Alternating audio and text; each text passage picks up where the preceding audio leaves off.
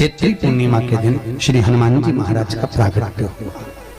सम्मुख में मेरा कालाधिपति जटाधारी मुकुटधारी चंद्रधारी त्रिपुंडधारी त्रिशूलधारी मेरा शिव प्रकट हो गया, मेरा शंकर सामने।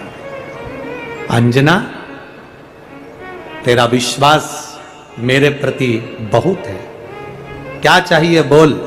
अंजना कहती है मेरी संतान नहीं है, औलाद नहीं, औलाद नहीं।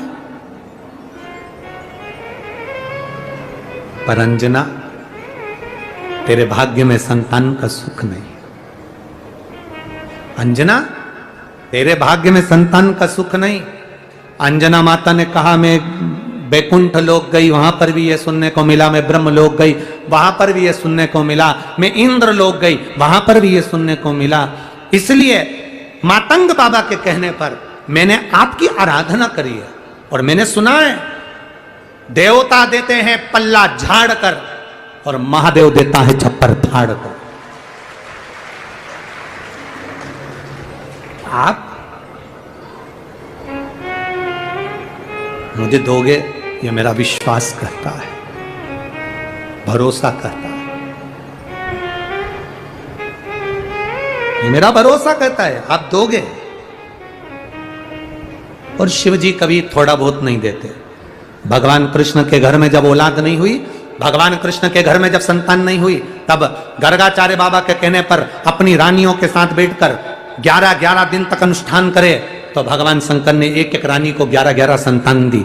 भगवान कृष्ण की 16,108 रानी की यहाँ 11-11 संतान हुई। 10 छोरे 1 छोरी, तो 1,77,186 भगवान कृष्ण के घर में बच्चे हुए। अब अंजना माता को भगवान अंजना जी कह रही हैं, प्रभु ब्रह्मा जी ने मना करा, सब ने मना करा, पर मेरा विश्वास कहता है, मेरे गुरु ने कहा है कि आप भाग्य को भी पलट देते हो और आप जो देते हो छप्पर फाड़ कर देते हो। शंकर भगवान ने कहा अंजना तू चिंता मत कर, तू इतना विश्वास रखती है ना, अपने गुरु के वचन पर तूने विश्वास करा।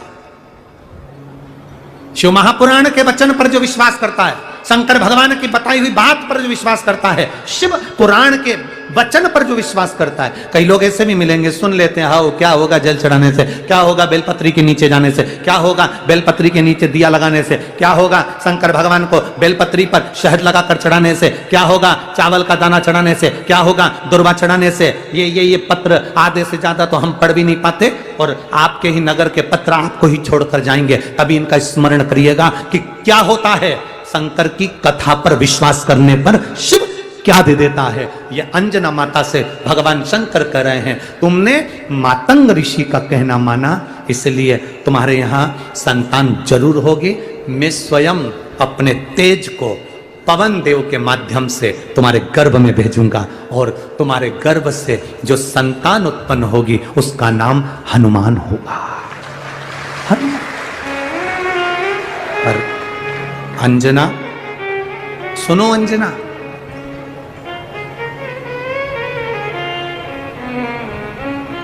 अंजना सुनो, प्रथम बार में तुमने मुझको एक भोग लाकर दिया,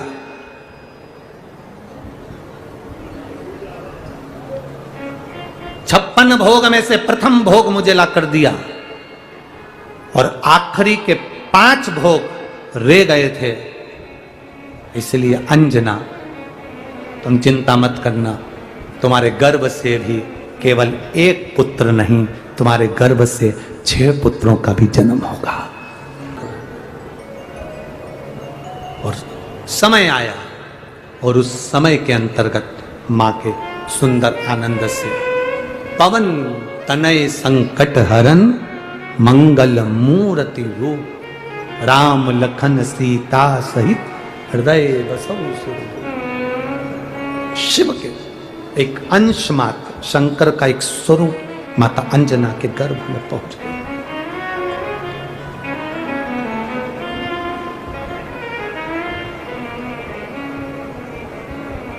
बस इस हृदय को, इस दिल को, इस मन को शिवालय तक ले जाना है। और जब ये मन, जब ये चित्त शिवालय तक पहुंच जाए तो समझ लो कि तुम्हारी जिंदगी की सार्थकता हो गई। सार्थकता है तुम्हारे जीवन की। पार्वती जी चली गई, शिव जी ने पूछा क्या चाहिए अंजना को? अंजना को पुत्र चाहिए। किसके जैसा? आपके जैसा। शंकर भगवान बोले मेरे तेज पुंज को अंजना अपने गर्भ में धारण नहीं कर सकती, इसलिए उस तेज पुंज को पवन देवता लेकर जरूर जाएंगे, पर तेज पुंज खंडित होगा, उससे एक भाग नहीं 6 पुत्रों का जन्म होगा। तो माता अंजना के गर्भ में जब भगवान शिव स्वयं जाकर विराजमान हुए, शंकर के 6 स्वरूप, सबसे पहले पूर्णिमा के दिन, चैत्री पूर्णिमा के दिन श्री हनुमान जी महाराज का प्रागट्य हुआ। फिर गतिमान, रतिमान, मतिमान, कैतुमान, रतिमान, ऐसे हनुमान जी के 5 भाई और जन्म। तो 6 भाइयों का जन्म हुआ है। 6 भाई भगवान कभी कम नहीं देता, अधिक देता। और आज भी नियम है महाराज, जिसकी फैक्ट्री नहीं चलती हो, प्रॉपर्टी की आप खरीदारी बेचादारी करते हो, प्रॉपर्टी से जुड़ा हुआ काम करते हो, या लोहे से जुड़ा हुआ करते हो, या फैक्ट्री आदि का कर्म करते हो, कोई मैन्युफैक्चरिंग करते हो, वो नहीं चल रहा, तो हनुमान जी के उल्टे पांव का सिंदूर लीजिए और हनुमान जी के दूसरे नंबर के भाई गतिमान का नाम लीजिए। किसका नाम लेना है? गतिमान।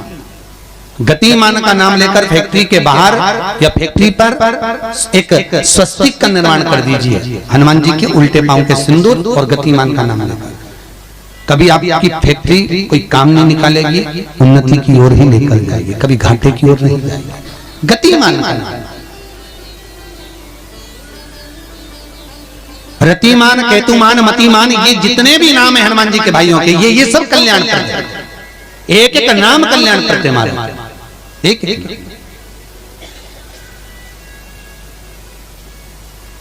महाराज वो जिन बच्चों को निमोनिया हो जाता है ना, वो सर्दी का कोटा रहता है, बहुत सर्दी बच्चों को बनी रहती है, तो हर दिन 5-10 दिन में वापस दौड़ के डॉक्टर के पास लेके जाओ, फिर डॉक्टर के पास ले। वैसे तो डॉक्टर के पास बच्चे आजकल के जमाने के जाते ही जाते हैं, हर 15 दिन 20 दिन में। तो इसके पीछे वो चले जाए।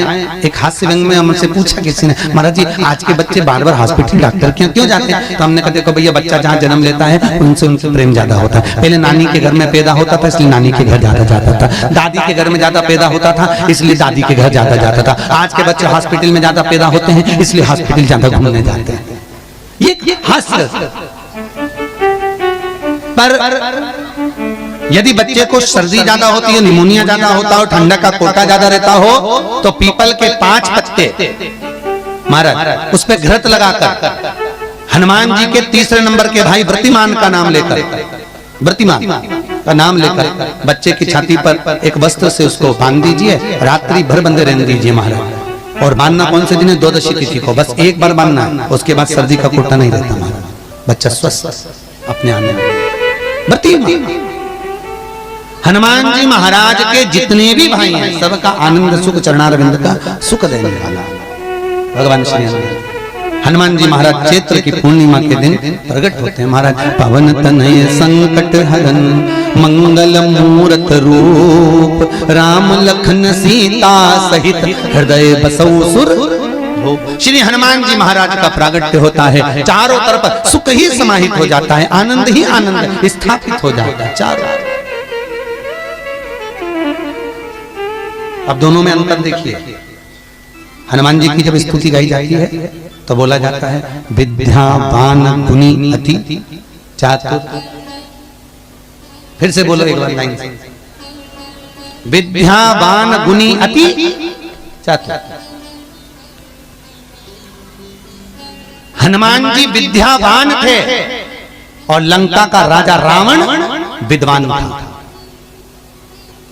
क्या था? जम के बोलो विद्वान।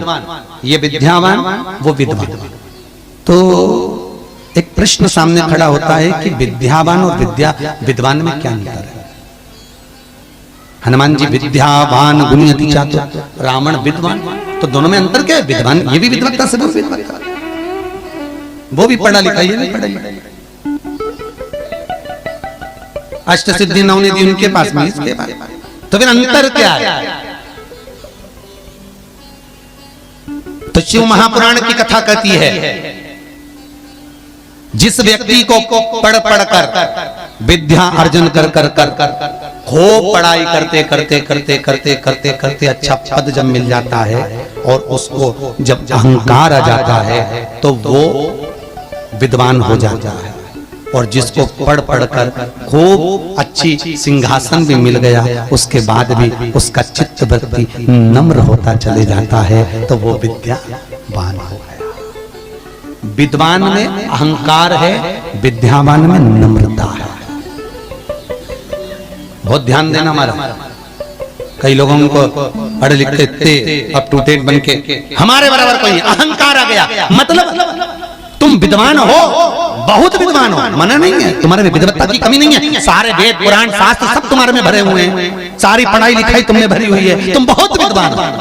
पर विद्वत्ता अहंकार को लेकर जाती है और विद्यावान का जो विद्या को ग्रहण करता है उसके भीतर नम्रता आती चली जाती है।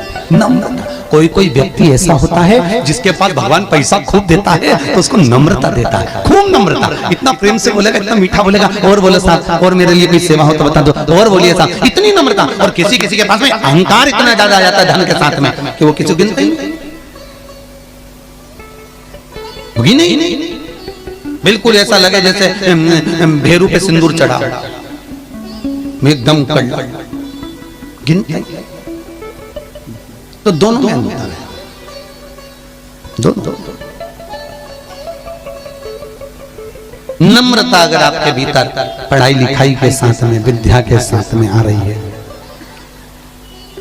तो समझ लो। कितना सुंदर कहा रामकृष्ण परमहंस जी ने। रामकृष्ण परमहंस जी से स्वामी विवेकानंद जी ने पूछा, आपकी निगाह में खूब पढ़ा लिखा व्यक्ति कैसा होता है? रामकृष्ण परमहंस कहने लगे, जीरो। कैसा होता है?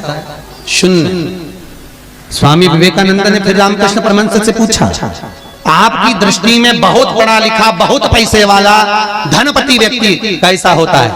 रामकृष्ण परमहंस जी ने कहा, डबल शून्य, डबल जीरो। स्वामी विवेकानंद जी ने फिर पूछा रामकृष्ण परमहंस जी से, गुरुदेव आपकी दृष्टि में पढ़ा लिखा व्यक्ति बहुत धनपति सब ज्ञान में निपुण वो व्यक्ति कैसा होता है? रामकृष्ण परमहंस ने कहा, ट्रिपल जीरो, 3 शून्य। स्वामी विवेकानंद ने कहा, गुरुजी अगर ये सब शून्य की गिनती में आ गए तो कीमत किसकी होगी? रामकृष्ण परमहंस जी ने कहा, सारे ज्ञान प्राप्त करने के बाद जो झुकना नहीं जानता, नम्रता नहीं जानता, वो जीरो के बराबर ही होता है। और जिसके पास में धन भी है, विद्या भी है, सारी निपुणता है, और जिसके भीतर नम्रता बनी हुई है, उसके आगे एक लगा दिया जाए तो वो करोड़ों की गिनती में हो जाता है। उसके आगे एक का कई लोग बड़ी अभिमतता में जीते हैं, मैं मेरे बराबर कोई नहीं। और जो मैं करके मर जाता है, अगला जन्म बकरा बकरी का हो जाता है, मैं करता फिरता है। छुपकली और बकरा बकरी दोनों पहचान जाओ, बहुत परिचित है। तुम्हारे दरवाजे पर कोई बकरा बकरी दिखे तो समझ लेना तुम्हारा रिश्तेदार आया है। मैं करके मर गया, मेरा घर, मेरी परिवार, मेरा कुटुंब, मेरी घर, मेरी गाड़ी, मेरा बंगला, मेरा मेरा मेरा करके मरा, बकरा बकरी। मैं तत्व में अभिमतता।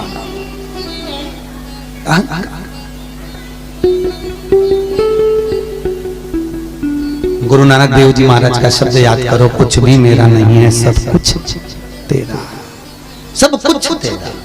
इसलिए बोले सो निहाल सब कुछ तेरा, हमारा कुछ है,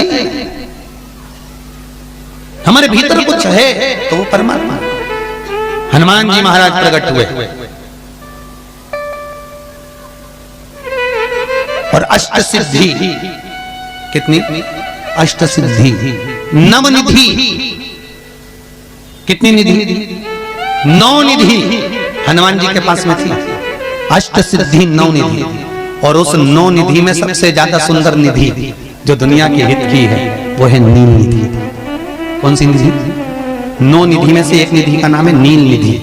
बेलपत्री का, चंदन का जो लेपन करा है, देखिए डॉक्टर हनुमान जी के यहाँ पर ये कथा चल रही है। करने वाला डॉक्टर हनुमान जी हैं, कराने वाले डॉक्टर हनुमान जी हैं, और सुनने वाले डॉक्टर हनुमान जी हैं, और बोलने वाले भी डॉक्टर हनुमान जी हैं। कर लिया वो आपके ऊपर। दूसरे नंबर पर है सोमवार की अष्टमी के दिन का चंदन जो आपने बेलपत्री के जड़ को घिसा है, फिर कहूंगा इस बात को विशेष बार बार कह रहा हूं कि हरे पेड़ को मत काट लेना, हरे पेड़ को नहीं। जो पेड़ पूरी तरह से सूख गया, ना पत्ती ना फल, उसको बजा कर देख लो कि ये पेड़ पूरा सूख चुका है, तब उस पेड़ की जड़ जो जिसको लोग काट कर ले जाने वाले हैं, बाहर फेंकने वाले, उसकी जड़। हनुमान जी महाराज को 3 तरह की माला समर्पित होती है। एक आकड़े के पत्ते की, दूसरी बेलपत्र के पत्ते की, तीसरी पीपल के पत्ते की। ये 3 तरह की माला जब शंकर हनुमान जी महाराज को समर्पित होती है, जिस समय पर अगर व्यक्ति के जीवन में बहुत भारी रोग हो गया है, बहुत ज्यादा कष्ट हो गया है, कैंसर जैसी बीमारी भी अगर उसको घेर ली है और किडनी लीवर सब बेकार हो गया, तो निवेदन है पीपल के पत्ते की माला बनवाओ, 108 पत्ते की, और हनुमान चालीसा का हर पत्ते पर स्मरण करिए महाराज। आप हनुमान चालीसा पढ़ते जाओ, माला में गांठ लगाते जाइए, और वो माला जो व्यक्ति कैंसर से पीड़ित है, हाथ का स्पर्श कराइए और शंकर को चढ़ाइए। तीसरी है आंकड़े की माला। महाराज, आंकड़े के पत्ते की जो माला होती है, ये माला कार्य की सिद्धि के लिए होती है। इसमें एक एक आंकड़े के पत्ते पर सीताराम लिखा जाता है। मात्र एक पत्ता ऐसा होता है जिस पत्ते पर सीताराम नहीं लिखा जाता।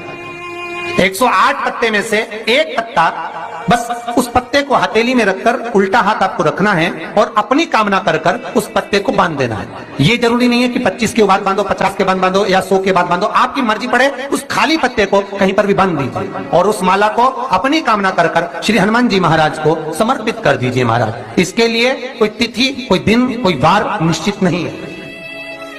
बस ये माला जब हनुमान जी को चढ़ जाए, तब एक घी का और एक तेल का दिया हनुमान जी के सम्मुख में लंबी बाती का लगा देना है महाराज। एक घी का, एक तेल, और अपनी कामना कर कर आप महाराज कि वो कामना 2.5 महीना या 3 महीना, इससे ज्यादा नहीं जाएगा, वो कामना बाबा पूरी करेगा, क्योंकि शिव और हनुमान ये सब एक ही स्वरूप है। पीपल का एक पत्ता, उस पत्ते पर थोड़ा सा चावल, थोड़ा सा चावल, पूर्णिमा की रात्रि को अपने हाथ में लेकर, अपने नयनों से लगाकर, शरीर पर से स्वयं उतारकर उसको दरवाजे के पास रख दीजिए। पूर्णिमा की रात्रि को पूर्ण होने पर उस चावल को दूसरे दिन सूंघ कर बहते हुए पानी में डाल दीजिए। महाराज, कितने भी रोग से ग्रसित हो गए, पीपल का एक पत्ता 52,000 ब्राह्मण की साक्षी कराता है महाराज। बहुत ध्यान देना, पीपल के वृक्ष में स्वयं नारायण का, मेरे कृष्ण का वास है। स्वयं भगवान गीता के अंतर्गत कहते हैं कि मैं पीपल, कोई व्यापार नहीं चलता हो, दिक्कत आ रही हो, तो हनुमान जी के दूसरे नंबर का भाई गतिमान का स्मरण करो। हनुमान जी के उल्टे पांव का सिंदूर लाकर गतिमान का नाम लेकर स्वस्तिक बना दिया जाए व्यापार वाली जगह पर, तो व्यापार अच्छा चलने लगता है महाराज। कोई व्यक्ति पैसा खा गया, नहीं दे रहा, बहुत परेशान हो गए, मांग मांग कर दे गए, नहीं दे रहा, हाथ जोड़ लिए, पांव जोड़ लिए, सब कुछ कर लिया, नहीं दे रहा, तो हनुमान जी के तीसरे नंबर का भाई रतिमान, रतिमान, गतिमान, रतिमान, रतिमान का नाम लीजिए। पीपल के पत्ते पर लाल सिंदूर से जो व्यक्ति पैसा लेकर गया उसका नाम लेकर बहते हुए पानी में अपनी कामना कर रतिमान का नाम लेकर छोड़ दीजिए। 15 दिन में रतिमान ऐसी उतावली मचाता है कि उसको हाथ जोड़कर वो खुद फोन लगाकर बोलता है, भैया तेरा मैं पैसा लौटा दूंगा। रतिमान का स्मरण किया जाता है। रतिमान, ध्यान दीजिएगा, पंचमुखी हनुमान का एक स्मरण, पंचमुखी हनुमान का एक भाव। महाराज, जैसे बहुत ज्यादा तकलीफ अगर व्यक्ति को हो गई है, बहुत कष्टमय जीवन चल रहा है, हार गए हर जगह से और तकलीफमय जीवन चल रहा है, तो पंचमुखी हनुमान का एक शिव महापुराण का और स्कंद पुराण का एक बड़ा सुंदर मंत्र है। उस मंत्र को आप सब एक बार हमारे साथ में बोलें। ओम नमो हनुमते रुद्र अवताराय सर्व शत्रु संहारणाय सर्व रोग हराय सर्व वशीकरणाय रामदूताय स्वाहा। बस इस मंत्र को हाथ में काली तिल लेकर, एक जौ लेकर और गूगल लेकर, थोड़ा सा उसमें गाय का घी डालकर, कंडे को या अग्नि को जलाकर इस मंत्र का 11 बार 21 बार जाप कर कर अपनी कामना कर कर छोड़ दीजिए। कैसा भी रोग हो, बीमारी हो, कष्ट हो, दुख हो, तकलीफ हो, 21 दिन के अंदर वो आनंद आना प्रारंभ कर देता है। इस मंत्र, स्कंद पुराण का, शिव महापुराण का ये मंत्र मूल पंचमुखी हनुमान सुख देंगे। और एक और चीज याद रखिए महाराज, यदि कोई काम के लिए जा रहे हो, कोई व्यापार के लिए जा रहे हो या नौकरी करने के लिए जा रहे हो और लगी नहीं रही, बहुत तकलीफ पा रहे हो, सर्विस ही नहीं लग रही, बहुत कष्टमय हो गया, तो निवेदन करूंगा 5 पीपल के पत्ते पर बेसन के 5 लड्डू घर में बने हुए, गाय के घी के 5 लड्डू रख लो। उस लड्डू के बीचों बीच एक आटे का दिया और उसमें तिल्ली का तेल डालकर इसी मंत्र का प्रयोग कर कर पंचमुखी हनुमान का किसी भी हनुमान के मंदिर में जाकर, दक्षिण मुखी हनुमान के मंदिर में जाकर उसको रख कर आ जाइए। इसके बाद आप उस काम के लिए जाइए, आपका काम सफल हो जाएगा। आपको किसी को नहीं कहना पड़ेगा कि हाथ जोड़ना नहीं पड़ेगा, किसी के पांव नहीं पड़ना पड़ेंगे, तुरंत काम होगा। बस इस मंत्र का स्मरण कर कर पंचमुखी हनुमान का भूतेश्वर जो मंत्र है वो सुख देने वाला। सिद्धियां और 9 अष्ट सिद्धि नव निधि के दाता, असबर दीन जानकी माता, राम रसायन तुमरे पासा सदा रहो रघुपति के। आज तुम लोगों ने पुण्य करा होगा, शनिवार के दिन, पूर्णिमा के दिन तुम्हें अष्ट सिद्धि नवनिधि मिल गई। आज किस्मत वाले हो गया, भाग्यशाली। अष्ट सिद्धियां नवनिधियां प्राप्त हो गई। गाते गाते पूरी जिंदगी हो गई थी, रोज हनुमान चालीसा पढ़ते थे, रोज बोलते थे अष्ट सिद्धि नवनिधि की दाता। अष्ट सिद्धि थी कौन सी, नवनिधि थी कौन सी? बच्चे पूछे तो बता तो सकते हो कि अष्ट सिद्धि ये है, नवनिधि ये है, और किस किस चीज का क्या क्या लाभ है। अष्ट सिद्धि मालूम है? अरे जल्दी बोलो, नहीं मालूम? लिखना चालू करो बाबू। अष्ट सिद्धियां, पहली अणिमा, दूसरी महिमा, तीसरी गरिमा। अष्ट सिद्धियों में पहली अणिमा, दूसरी महिमा, तीसरी गरिमा। ये हनुमान जी महाराज की जो अष्ट सिद्धियां हैं, इन सिद्धियों के लिए आपको ज्ञात होना चाहिए, हनुमान जी महाराज के जब घर में तुम रोज हनुमान चालीसा का पाठ करती हो, आज एक दिन हो गया, कल दूसरा दिन हो गया, तीसरा दिन हो गया, कैलेंडर में जो पंचांग हो कैलेंडर हो, उस कैलेंडर में एक निशान बनाकर रखो कि आपके 108 जब पाठ पूरे हो जाएं, तब 108 बाती आप हनुमान जी महाराज की इन अष्ट सिद्धियों के नाम से लगा दीजिए। जिंदगी में आपका कभी बाल बांका नहीं हो सकता और आपकी उन्नति को कोई रोक नहीं सकता, यह पक्का है। अष्ट सिद्धियां नवनिधियां 108 जब हनुमान चालीसा के पाठ हो जाए। और कभी कभी व्यक्ति के जीवन में ऐसा भी होता है कि भाई उसको बहुत तकलीफ आ जाती है कि मेरी दुकान नहीं चल रही, व्यापार नहीं चल रहा, मेरे साथ अच्छा नहीं हो रहा, मेरे को तकलीफ आ गई, शनि बढ़ गया, ये हो गया, ढैया हो गया, 7.5 हो गया, बड़ा तकलीफ, कहीं गिर रहा, कहीं पड़ रहा, तो उस व्यक्ति को 108 पाठ एक साथ कर लेना चाहिए। आज बैठा सुबह से शाम तक 108 पाठ करके और फिर ये अष्ट सिद्धियों की बाती लगा दे। पर अष्ट सिद्धियों की जो बाती लगती है घृत में है, घी घृत, अष्ट सिद्धि, तो ये बाती, तो पहली अणिमा सिद्धि, दूसरी महिमा, तीसरी गरिमा, चौथी लघिमा, चौथी लघिमा, पांचवी प्राप्ति, पांचवी क्या है? प्राप्ति। छठी प्राकंभ, छठी है प्राकंभ। सातवीं है ईर्षत्व, ईर्षत्व, और आठवीं है वशिष्ठ, आठवीं है वशिष्ठ। ये हनुमान जी महाराज की 8 सिद्धियां और 9 निधियां। पूरी हनुमान चालीसा की एक एक चौपाई में एक एक चीज से एक एक बीमारी का इलाज है, एक एक बीमारी का महाराज। हनुमान चालीसा की एक एक चौपाई से एक एक बीमारी का। हमारे जीवन को हम चौपाइयों के क्रम से एक एक शब्द का भान करें कि वो उससे हमें प्राप्ति क्या है। अष्ट सिद्धि नवनिधि किस जगह पर स्कंद जी दे रहे हैं?